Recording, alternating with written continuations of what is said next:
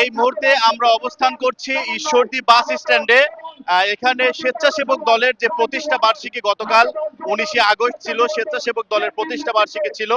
সেই প্রতিষ্ঠা বার্ষিকী সারা দেশে জেলা পর্যায়ে পালন করা হয়েছিল। তবে আজকে 20শে আগস্ট সারা দেশের বিভিন্ন উপজেলা পর্যায়ে কিন্তু এই স্বেচ্ছাসেবক দলের প্রতিষ্ঠা বার্ষিকী পালন করা হচ্ছে।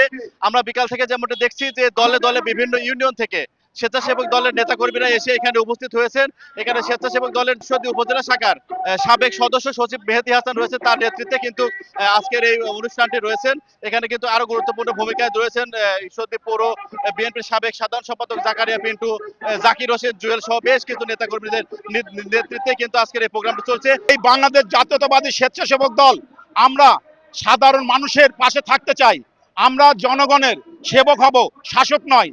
আমরা তাদের সঙ্গে করে নিয়ে আমাদের আগামী দিনের রাষ্ট্রনায়ক তারেক রহমানের পাশে থেকে এবং বাংলাদেশ জাতীয়তাবাদী দলকে আমরা ভোটের মাধ্যমে ক্ষমতায় নিয়ে আসতে চাই।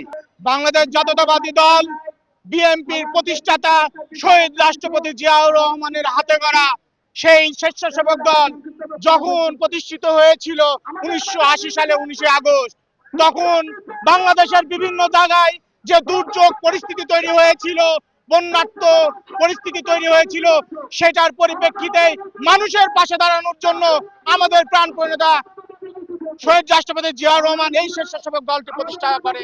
মেহেদী হাসানের নেতৃত্বে যে আজকের এই অনুষ্ঠানটি হচ্ছে, আসলে মেহেদী হাসান তিনি কিন্তু বৈষম্য বিরোধী ছাত্র আন্দোলনে শেখ হাসিনা সরকার পতনে কিন্তু ব্যাপক ভূমিকা পালন করেছিলেন, কিন্তু একটি ঘটনায় তাকে দল থেকে বহিষ্কার করা হয়েছিল। সেই বহিষ্কার আদেশ যেন প্রত্যাহার করা হয় সেই কামনাও কিন্তু দলটির নেতাকর্মীরা করেছেন।